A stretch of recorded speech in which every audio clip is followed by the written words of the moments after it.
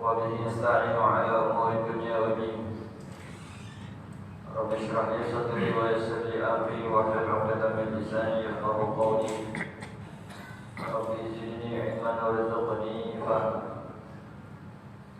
سبحانك لا علم لنا إلا ما علمتنا إنك أنت العليم الحكيم. وتب علينا يا مولانا إنك أنت التواب الرحيم. اللهم صل وسلم على سيدنا محمد مفتاح باب رحمة الله عدد ما في علم الله صلاة وسلاما دائمين بدوام ملك الله وعلى آله وصحبه ومن والاه أما بعد. Alhamdulillah, segala puji bagi Allah Subhanahu wa taala atas segala limpah-limpahnya yang senantiasa dianugerahkan kepada kita semua.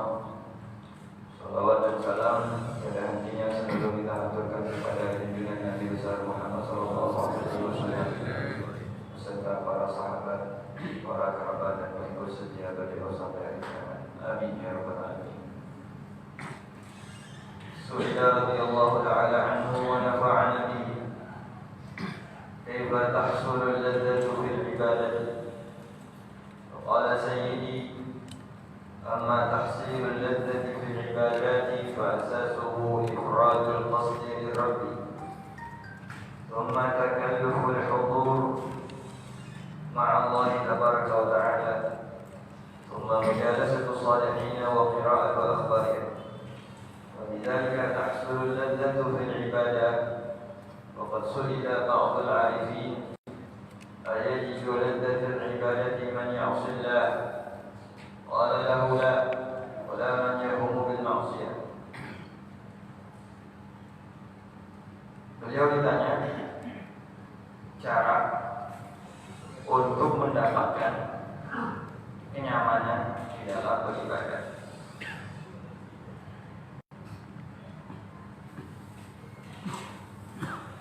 Ibadah itu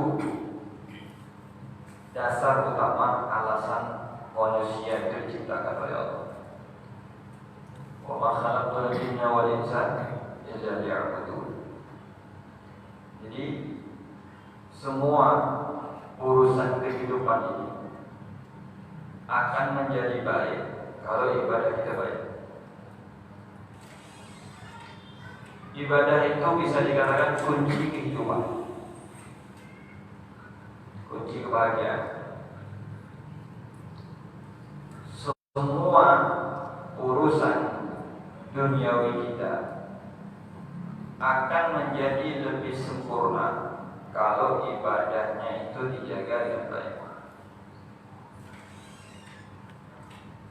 Itulah mengapa manusia diikat dengan ibadah. Manusia diikat dengan ibadah. Tidak bisa melepaskan diri dari ibadah. Dalam keadaan dimanapun kita tetap harus menjaga hubungan kita dengan Allah.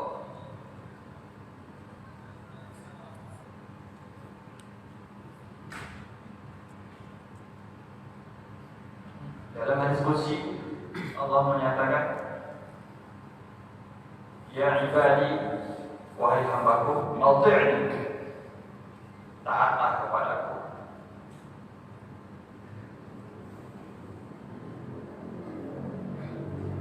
Akfika, aku akan cukupi kamu dalam urusan kehidupan kita. Janji dari Allah Subhanahu wa ta'ala. Kalaupun tidak dijanjikan oleh Allah, Allah tidak menjanjikan kita atas ibadah yang kita lakukan. Ini seumpama tidak ada janji kenyamanan atau tidak ada janji surga sekalipun, lalu Allah perintahkan kita dengan ibadah, maka dengan perintah itu sudah cukup suatu kebaikan bagi kita sebenarnya. Karena akan ada masanya orang itu merasa puas dengan ibadah. Ada masanya orang merasa memiliki segala-galanya kalau sudah beribadah. Maka dikatakan orang dermawan, dia merasa puas kalau bersedekah. Ahli ibadah merasa puas kalau lagi beribadah. Ahli zikir merasa puas kalau lagi zikir. Pecinta ilmu pun merasa puas kalau lagi mendengar ilmu. Sama dengan pecinta dunia, dia baru puas kalau dapat dunia. Nah, jadi beliau ditanya cara seseorang itu mendapatkan kenyamanan dalam ibadah itu bagaimana caranya? Karena kalau sekedar ibadah yang seperti kita lakukan ini, kayaknya kita belum dapat ketenangan. Ada yang berasa khusyuk, ada yang masih aktif HP-nya, suaranya, ada yang ketoleh sana, ketoleh sini, ada yang tahu keadaan orang samping kiri kanan dia. Jadi sepertinya kalau seperti kita ini ibadahnya masih jauh dari yang dikatakan ketenangan. Kita belum menjadikan sholat ibadah kita itu tempat untuk melepas segala-galanya dengan ibadah. Jadi perlu diperbaiki karena itu bukti kalau kita itu serius dalam beribadah kepada Allah, serius dalam beribadah kepada Allah. Nah, dan Nabi sallallahu alaihi wasallam idza hazabahu amrun badara ila-shalah. Nabi kalau ada perkara yang membuat pikirannya pusing, maka langsung sholat. Maksudnya itu langsung mengingat kepada Allah, langsung ingat kepada Allah. Nah, maka beliau mengatakan, amma ta'sirul ladzati fil ibadat fa asasu ifradul qasdi lirabbi. Dasar utama kalau mau hadir, mau tenang, dasar utama adalah memfokuskan tujuan ibadah karena Allah. Karena Allah. Karena kalau tujuan selain Allah, itu yang membuat kita berubah-ubah. Kalau tujuan selain Allah, itu yang membuat kita berubah-ubah. Ifradul qasdi lirabb. Menyatukan tujuan hanya karena Allah. Apa itu pon, bola balik ke masjid karena tujuan kita Allah. Maka tidak ada kita yang melihat letih jam 3 subuh dah ke masjid, maka letih kita lihat. Tapi mereka tidak ada kelelahan bagi mereka. Kita melihat misalnya seperti hari Jumat, ngajar sana, ngajar sini, dakwah sini, ketemu sana, ketemu sini. Kapan istirahat? Capek. Kita melihatnya capek, tapi tidak. Bagi beliau itu suatu kenyamanan. Kita lihat lagu rizik, kejar sana, kejar sini, tangkap sana, tangkap sini. Kita lihatnya capek seperti beliau, tapi beliau kalau bahasa orang kita slow aja beliau. Karena memang sudah merasakan nyaman dengan yang demikian. Ada orang ngaji sehari bisa 5 juz. Kita lihatnya macam mana bisa ngaji 5 juz tuh? Karena kita ngukur yang kehidupan kita, yang tiap hari ngopi ya kok, mual ya aja. Kita ngukur yang kehidupan kita. Tapi mereka itu kalau sudah nyaman dengan baca Quran, maka tidak ada yang namanya latih capek, tidak ada. Sama dengan kita kalau lagi panjang itu mana ada orang latih itu ada orang latih ngabis rokok sebungkus, mana ada latih. Padahal nafas dia malah ngisap bos. Kita mandangnya capek, tapi mereka slow ya. Jadi ketika merasa asik dengan sesuatu, maka tidak ada kelelahan. Tidak ada kelelahan. Nah, itu yang kita butuhkan dalam ibadah. Maka ahli tasawuf mengatakan ada istilah namanya, kalau bahasa kita bilang pana. Nah, itu dalam ibadah ya. Makanya kadang orang Tarim itu, orang Hadramut, mereka itu kalau anak-anak mereka bermain, itu di waktu mereka sholat. Jadi baru anak-anak mereka bermain. Karena mereka kalau sudah sholat, udah lupa sudah, tak kenal, tak tahu situasi sekitar ini. Situasi sekitarnya tidak tahu. Seperti terjadi kepada salah seorang sahabat yang minta dioperasi kakinya waktu sholat. Karena hati mereka itu sudah hadir. Hati mereka sudah hadir. Jadi dalam sholat itulah kalau orang mau bermain di rumah mereka ketika mereka sholat sudah tak itu kan terbalik. Kalau kita di sholat jangan ada riuh. Kalau kita di sholat jangan ada ribut. Nah orang kayak kita jangan nyamakan kebiasaan yang mereka lakukan ketika sholat. Beda. Nabi itu kalau sudah tobat, kata Sayyidah Aisyah, seperti tak kenal sama kita. Kita pun seperti tidak mengenali beliau. Karena ka'annahu la ya'rifuna wa la na'rifuhu. Seakan-akan Nabi tak kenal sama kita, macam tak tegur kita. Lihat, biasanya hari Umar itu kalau sudah menuju mihrab ini namanya mihrab, tempat imam sholat. Kalau sudah menuju mihrab, itu tak kenal siapa di kanannya, siapa di kirinya, siapa di samping kanan. Beliau fokus ke mihrab. Kalau orang kita ngira orang tak nentu hawa, bukan tak nentu hawa, itu masanya kita sedang fokus sama Allah. Waktu kita sedang fokus sama Allah. Nah, jadi menyatukan tujuan, memfokuskan maksud hanya karena Allah. Hanya karena Allah. Maka melakukan sesuatu karena Allah itu tak gampang. Makanya orang ikhlas itu di tingkatan tertinggi. Ikhlas. Surga dipersiapkan oleh Allah untuk orang ikhlas. Setan tak sanggup menggoda orang ikhlas karena ikhlas itu berat. Melakukan sesuatu tanpa pamrih itu tak gampang. Butuh proses, tahap dan juga modal ilmu. Kita paham keutamaan ibadah, harus paham supaya kita ikhlas karena Allah. Ikhlas karena Allah ya. Nah, cuman ikhlas ini jangan kita jadikan modal untuk nyerang orang, modal untuk kritik orang dan seterusnya. Kata-kata ikhlas ini bukan sesuatu yang untuk dijadikan sebagai alat penilaian. Itu pribadi kita. Ikhlas. Harus kita itu ikhlas dalam jangan mengklaim orang supaya kalau dia ikhlas, alah dia tak ikhlas. Kalau dia ikhlas tak gitu. Tak usah gitu. Ya. Jangan jadikan untuk nyerang orang. Siapa itu ngajar dikasih bib kita ya. Kalau dikasih bib tak ikhlas. Kalau dikasih tanya waktu, jadi bukan jadi alat kita untuk begitu. Bukan jadi alat kita untuk begitu. Jadi urusan ikhlas itu urusan hati. Urusan ikhlas, urusan hati ya. Urusan ikhlas. Nah, jadi yang pertama ifradul qasdi li Rabb.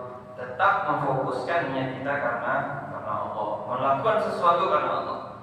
Kenapa itu begini? Ya karena Allah. Karena Allah. Nah, ini dari yang lain. Dari tujuan yang lain. Takalluful hudur. Kemudian memaksakan untuk hadir. Memaksakan untuk hadir. Kita ini sedang beradaptasi untuk lebih tenang dalam ibadah. Jadi tidak bisa langsung. Tidak bisa langsung. Banyak sekali orang-orang yang bertanya, ngaku sampai sekarang sholat anak belum khusyuk. Jawabannya, karena umur ini belum 1 tahun. Umur masih 40, 50, 60. Jadi itu sesuatu pencapaian yang tidak gampang, tidak mudah, tidak cepat. Khusyuk dalam sholat itu tidak gampang. Perlu belajar bertahun-tahun. Ya, perlu pemaksaan diri bertahun-tahun. Jadi kita jangan terbiasa pengen sesuatu segera, pengen khusyuk, mau gak sholat langsung nak khusyuk, ya. Atau pengen nak jadi ustaz, cepat-cepat jadi ustaz, baru seminggu dah majlis taklim, minggu depan dah ceramah dia. Ya, jangan terburu-buru. Baru gak sebulan beribadah langsung nak jadi wali. Itu sesuatu yang tak bisa kita paksakan untuk apa? Untuk cepat kita dapatkan itu tidak bisa. Yang dituntut kita supaya cepat-cepat itu apa? Taubat. Cepat taubat. Itu ya harus segera. Nah, takallumul hudur, memaksakan hati untuk hadir, memaksakan hati untuk hadir. Tentunya pemaksaan ini tidak bisa kita lakukan kalau tanpa pengetahuan, tanpa ilmu. Itulah belajar itu penting. Belajar. Kita ni alhamdulillah di tempat kita ni kajian itu lengkap. Ada kajian fikihnya, ada hadisnya, ada sejarahnya, ada tasawufnya, lengkap. Tinggal kita mau hadir ke tak ada. Jadi tak ada alasan kalau Allah tanya, kalau malaikat tanya, ngapa inti solat salah-salah? Orang baca Fatihah itu baca kulhu. Ngapa inti baca salah-salah? Solat salah-salah. Tak ada alasan kita. Ya malaikat macam mana anak tak ada salah? Tak ada majlis di tempat anak. Tak ada alasan. Ya sekarang majlis banyak bombo kalau orang bilang. Tiap malam. Ya, tinggal kita yang mau kata ada. Anak tak bisa beli, bukan anak tak mau. Anak tak cocok sama ustaz itu. Jadi ustaz pakai cocok-cocokan pula. Macam mana nak dapat ilmu? Bukan anak tak mau beli. Ustaz itu macam anak tak cocok. Jadi harus sesuai selera dia. Jadi nanti takut nanti ke depannya ustaz tak usahnya nanti cocok dah sama. Itulah samsul kalau gitu. Ya belajar ya mau cocok mau tak ada mau apa. Yang penting ustaz menyampaikan ilmu. Ya jangan kita nuarkan selera kita. Ente tak pernah baca fikir ke? Padahal ada malam itu belajar kajian fikir itu. Bukan anak tak mau, anak tak cocok sama ustaz itu. Sian ustaz, jauh-jauh datang. Tahu-tahu jemaah tak cocok. Jangan begitu. Kita ustaz menyampaikan ilmu, dia ada ilmu. Kalau berhudur, Allah memaksakan hati untuk hadir sama Allah. Paksakan. Kalau ada desit dan memikirkan yang lain, balik lagi ke dalam sholat. Fokus dengan bacaan. Paling tidak itu kita mendengar bacaan yang kita baca dan paham. Apa yang kita baca yang kita sebut Bismillahirrahmanirrahim, Alhamdulillahirabbil alamin, Ar-Rahmanirrahim. Jadi yang kita baca itu terdengar oleh kita yang kita baca. Subhanallah bihamdi. Subhanallah bihamdi. Kita memfokuskan kehadiran kita dalam sholat. Jadi tidak kemana-mana dengan kita. Kalau di saat pikirkan hal-hal lain, kita ingatkan lagi dengan bacaan kita. Angkat lagi suara kita, dengarkan suara kita itu. Kita mendengar, kita sendiri mendengar suara kita itu. Itu namanya memaksakan untuk hadir. Fokus dengan bacaan yang kita baca. Fokus dengan setiap arti bacaan yang kita baca. Ya, itu memaksakan untuk hadir. Itu proses kita kalau mau mendapatkan kenyamanan dalam ibadah. Nah selanjutnya kebiasaan yang lainnya juga adalah mujalasatus shalihin wa qira'atu akhbarihim, sering-sering duduk sama orang soleh, sering-sering duduk sama orang soleh. Orang alim itu orang soleh, orang alim. Kadang mereka itu dari diri mereka itu bisa memancarkan ketenangan. Jadi ada istilah namanya haibah. Haibah itu wibawa. Wibawa ini dia mencangkupi semua, ketenangan, ketegasan, ke daya tariknya dia.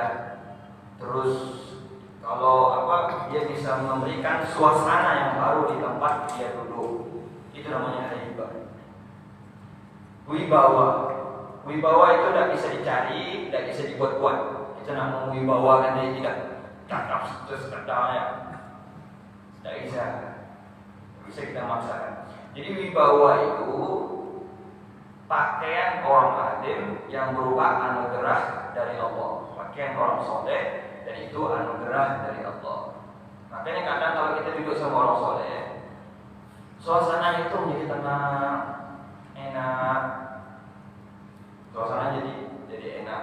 Jadi itu pancaran apa yang ada dalam hati mereka, menggambarkan ketenangan yang ada dalam diri mereka. Jadi kalau sama beliau itu enak aja duduknya. Apalagi kalau sholat sama beliau, enak. Ya.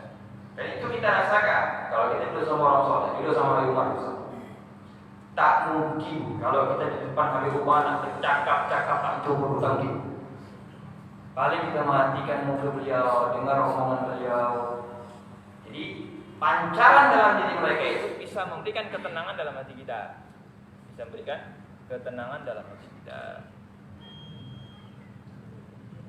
Mujalasatu salihin wa qira'atu akhbarihim. Duduk sama orang soleh dan membaca cerita-cerita mereka. Hikayatus salihin jundun min junudillah. Hikayat, cerita orang-orang soleh itu termasuk tentara Allah yang bisa menghidupkan hati kita.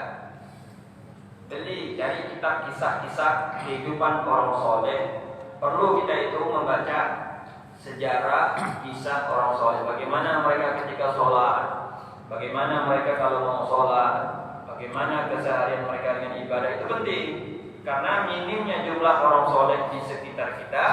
Jadi kita membutuhkan buku-buku yang menceritakan tentang mereka. Membaca kisah mereka itu menghidupkan semangat dalam hati kita. Membaca kisah orang soleh itu menghidupkan semangat. Semangat kita kalau baca.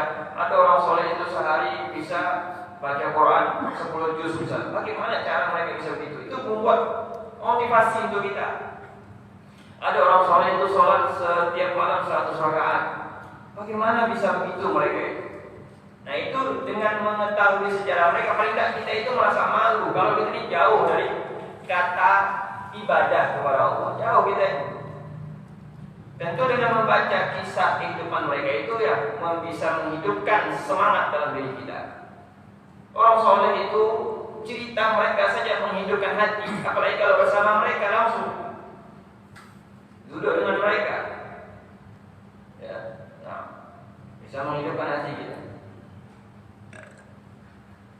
Mujalasatu sholihin wa qira'atu akhbarihim, duduk sama orang soleh dan membaca kisah mereka. Biasa orang tua tempat kita ni orang bercerita tentang orang-orang alim dulu, suka semangat di luar biasa. Jadi memang menceritakan kisah orang soleh itu bisa membuat yang mendengar itu semangat. Itulah pengaruh orang soleh. Boleh ceritakan mereka.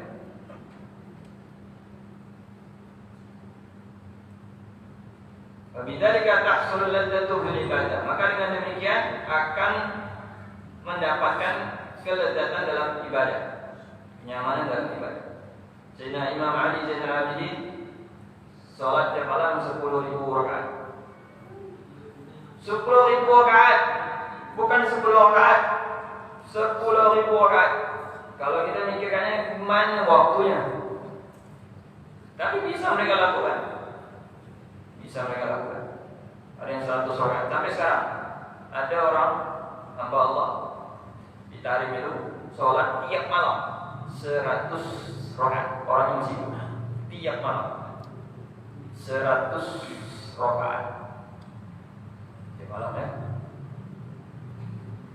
Makanya kita ini butuh, kita ini kan tumbuh besar di lingkungan yang memang kebanyakan bukan ahli ibadah, bukan juga ahli ilmu. Jadi kita melihat seperti suatu hal yang mustahil atau tidak mungkin bisa kita lakukan, karena bukan di sekitar kita. Tapi kalau kita duduk langsung sama mereka, melihat kehidupan mereka, keseharian mereka, itu bisa memotivasi. Maka orang mengatakan kalau kita tinggal di kota tadi, itu mau tak mau kita akan laju. Kecuali kalau memang kita benar-benar, kita tak peduli orang sekitar dia, hal dia lah dia. Kalau kita punya niat, punya tujuan, kita akan termotivasi, terpancing untuk rajin, untuk belajar, untuk ibadah. Mau tidak mau, karena sekitar kita orang demikian semua. Saya ulangi, kecuali kalau emang orang mengalir. Maka jangan kita salahkan. Misalnya ada orang sekolah di Hadramaut atau sekolah di pesantren besar misalnya, gerak telinga itu dibalik sasaran gerak. Jangan kita salahkan pesantrennya, jangan kita salahkan kota suci lain. Tapi memang Buddha itu yang mengalir. Ya, orang itu yang mengalir. Jadi satu kesalahan itu tidak bisa kita jadikan alat untuk menyerang lembaganya. Nah, cuma pada umumnya yang berlaku, yang terjadi pada umumnya, kalau orang ke sana mau tidak mau dia pasti rajin, karena dipengaruhi oleh orang sekitarnya. Maka dikatakan al-bi'atu tu'azzir, lingkungan itu mempengaruhi. Kita tumbuh besar di lingkungan orang baik semuanya, minimal kita bermaksiat malu. Orang di depan kita ini, sekitar kita ini orang baik semua, paling tidak kita nak bual itu malu. Itulah pengaruh orang sekitar kita, pengaruh orang sekitar kita. Dan kebalikannya, kalau di sekitar kita orang maksiat semua, kita yang ibadah merasa asing. Cukup sorong-sorong dari masjid, merasa asing, karena di lingkungan dia orang maksiat semua. Jadi lingkungan apa yang ada di sekitar kita itu mempengaruhi kita. Itulah kita itu perlu berteman atau kumpul, duduk sama orang-orang soleh, orang baik. Paling tidak kalau zaman sekarang ini, kalau tak dapat sekali orang baik, orang yang banyak baik daripada kubur, dan orang yang bisa ngasih manfaat sama kita. Coba bisa nasihati kita, cari orang yang mau menasihati kita, yang mau menasihati kita.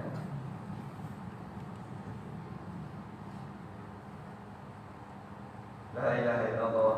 Waqad su'ila ba'dul 'arifin, ditanya sebagian orang soleh, ayajidu ladzatal ibadati man ya'sillah, apakah orang yang bermaksiat kepada Allah bisa dapat ketenangan dalam ibadah? Dia mengatakan mungkin. Bisa orang maksiat, bagaimana mau dia dapat tenang dalam ibadah? Makin tidak masuk akal kalau orang mengatakan dia maksiat tapi menyatakan hatinya hadir sama Allah. Tak bisa terima dengan logika dari ilmu, tak bisa. Apalagi kalau pandangan tasawufnya tak bisa. Orang lagi maksiat dia mengatakan hadir sama Allah. Jangankan lagi maksiat, dia mau bermaksiat saja tak bisa dikatakan hadir sama Allah. Ya. Jadi tidak bisa disatukan itu. Kesalahan dengan kebaikan itu tidak bisa dijadikan satu. Tidak bisa campur aduk. Salah ya salah, benar ya benar. Wala man yahumu bil maksiyah, orang yang mau melakukan saja tidak akan mendapatkan. Maka Imam Haddad ditanya, ketika ditanya bagaimana beliau itu bisa mendapatkan kedudukan mulia seperti itu, beliau mengatakan, aku seumur hidup tidak pernah bermaksiat dan juga tidak berkeinginan untuk bermaksiat. Kita ini kadang mau tapi karena terhalang. Dan ketahuilah itu juga suatu kebaikan. Ada orang mau bermaksiat tapi terhalang, berarti Allah tidak menginginkan dia maksiat. Jangan kita ngotot. Jangan kita ngotot, karena kita ini manusia lemah. Pikiran kacau, ilmu dangkal, ibadah kurang. Jadi suatu hal yang maklum kalau bagi kita ini ingin maksiat, mau maksiat. Karena kita melihat ada kenyamanan dalam maksiat, mungkin ada ketenangan, dia merasa nyaman kalau maksiat, tapi terhalang kan? Karena terhalang. Jangan kita ngotot untuk kita lakukan. Kalau sudah terhalang udah, berarti itu tanda tegur dari Allah. Allah tidak mau kita bermaksiat. Kecuali kalau terhalang dari kebaikan. Dia nak baca ada ya alangan. Dia nak baca ada ya alangan. Itu kita mau kita mau rubah. Setiap nak buat janji malam majlis. Setiap nak ajak makan malam majlis. Setiap nak yamin malam majlis. Jadi macam dibuat-buat terhalang untuk duduk majlis. Ya, kalau macam itu modelnya maka kita rubah. Jangan sampai kita terhalang dari kebaikan.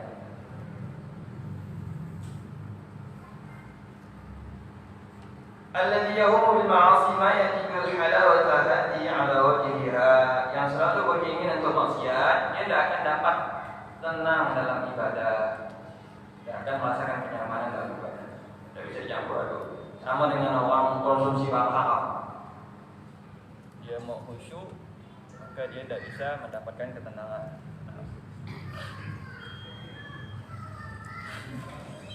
Walakin man wattana nafsahu ala tarkil ma'asi razaqahu Allahu al-anafata minha wa jalat ruhuhu fi 'alamil malakut ba'da dhalika yakunu al-amru qariba. Siapa yang memantapkan dirinya untuk meninggalkan maksiat, maka kalau setiap bangun pagi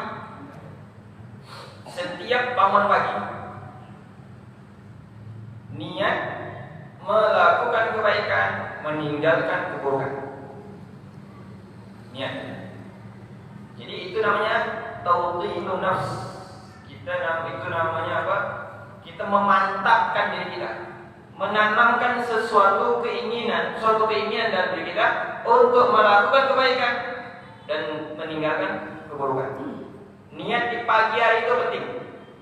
Jadi bangun tidur itu pertama yang diniat dalam diri kita bukan bermaksiat kepada Allah, tapi melakukan kebaikan, menyukai kebaikan. Itulah yang dikatakan oleh Harithah, seorang sahabat yang berusia 18 tahun, yang menyatakan kepada Rasulullah, kalau saya melihat surga dengan nyata, dan ahli surga melihat dengan mata kepala jelas. Tanya sebabnya kenapa? Karena beliau setiap hari, masuk pagi hari, menyukai setiap kebaikan dan tidak menyukai setiap kemaksiatan. Jadi tiap pagi kita niat itu. Setelah itu kita tawakal kepada Allah. Jangan diniatkan, bermaksiat itu jangan diniatkan. Wajalat ruhuhu fi 'alamil malakut. Jika demikian, maka rohnya dia itu akan sampai ke alam malakut. Kita kalau ibadah, roh itu kan sesuatu yang ada dalam diri. Itu roh. Dan sifatnya rohani itu bukan seperti jasmani. Roh itu bisa berpindah-pindah. Kita tidur, roh kita itu mana? Kembalikan lagi badan kita, manusia itu. Maka ada istilah mengatakan sholat itu adalah mi'rajur ruh. Sholat itu adalah saat terbangnya roh, perginya roh ke alam malakut, tempat yang kita itu fokus hadir sama Allah. Kalau sholat, jadi ada istilah jaulanir ruh, perjalanan roh. Pernah tak kita dengar cerita ada orang ketemu sama orang soleh di tempat lain, sedangkan dia ada sama kita? Aku baru ketemu sama si Bulan. Tak dia sama aku. Iya, aku nengok dia ada di Mekah. Mirip kali. Iya betul. Itu namanya jawalan roh, perjalanan roh. Pernah terjadi kepada Rabi'atul Adawi, seorang wali. Beliau waktu itu sedang ada di Hadramaut, sedang ada di Yaman, sedang menggendong ibunya. Sedang di Yaman waktu itu. Beliau sedang di Yaman. Ada orang haji melihat beliau tawaf sambil menggendong ibunya. Orang dulu bukan cuma sama. Jadi, wahai Rabi'ah, kami melihat engkau berada di pas haji ketemu. Ada beliau ada di tempatnya. Tidak mana-mana. Itu namanya jawalan roh, perjalanan roh. Jadi roh kita ini kalau sudah mendapatkan kekuatan, maka dia sudah tidak bertempat. Itulah dikatakan orang soleh itu tidak mati. Dunia ini alam jasmani. Saya ulangi, dunia ini alam jasmani. Kalau sudah jasmani tak aktif, jantung sudah tak berdetik lagi, berdetak lagi jantungnya, mati. Badannya, rohnya hidup.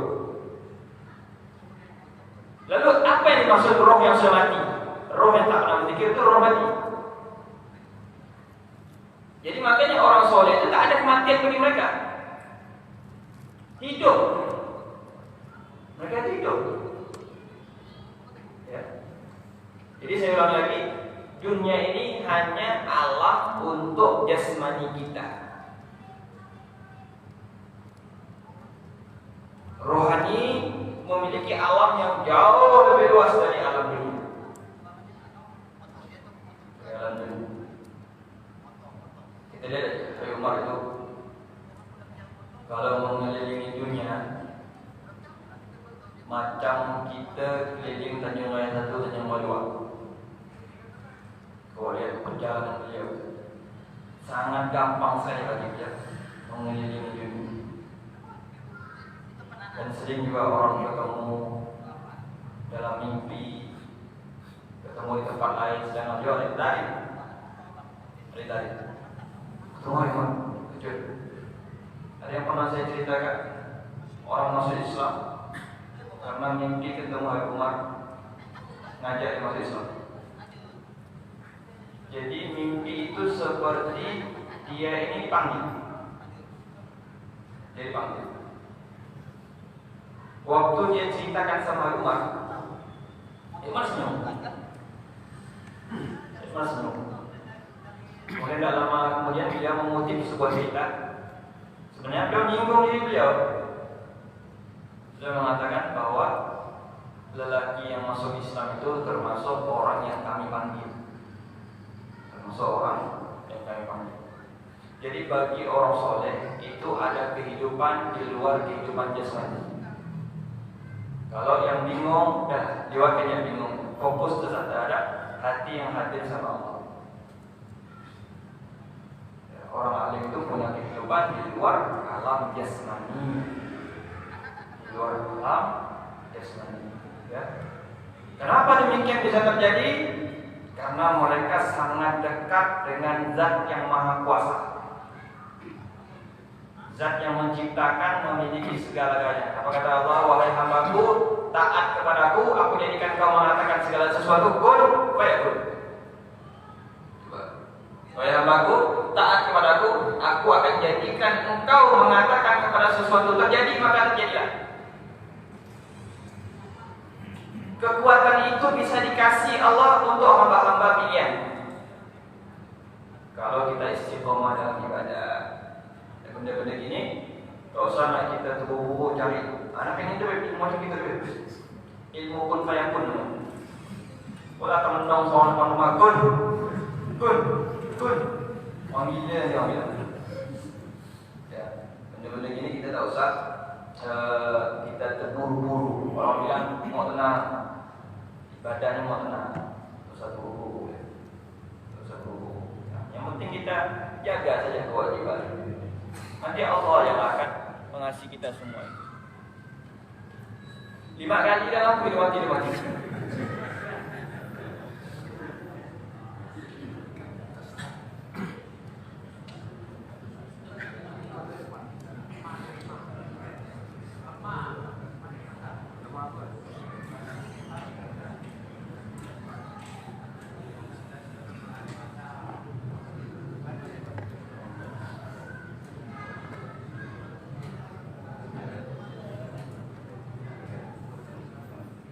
Matikan je, tak apa-apa. Suara ini kau nak matikan tak apa?